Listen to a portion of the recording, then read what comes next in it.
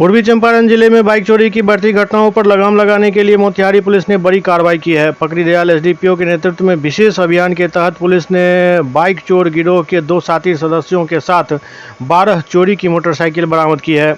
वहीं गिरफ्तार किए गए 2 बाइक चोरों से पुलिस पूछताछ कर अन्य चोरों के साथ और बाइक बरामद करने में जुटी है।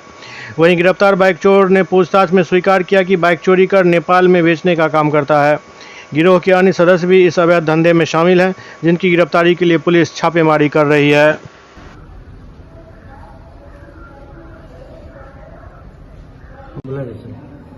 1 अप्रैल 2025 को थाना अध्यक्ष विनीत को सूचना मिली कि कुछ लड़के चोरी की बाइक से घूम रहे हैं।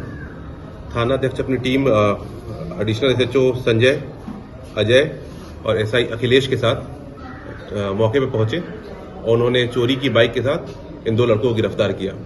इन 2 लड़कों ने पूछताछ में बताया कि ये बाइक चोरी करते हैं, उसे नेपाल में ले जाकर नंबर बदलकर बेच देते हैं और उसे शराब का कारोबार भी करते हैं। और पूछताछ करने पे इन्होंने कुछ गाड़ी भी बताई कहाँ रखा हुआ इन्होंने, उससे 12 बाइक बरामद की गई है। कहाँ से सर जब्त की गई है गाड़ी मार्केट से जब्त की गई है और ये लड़के जो है मेन परसौना गांव के रहने वाले हैं। कुछ बाइक वहां से भी जब्त की गई है।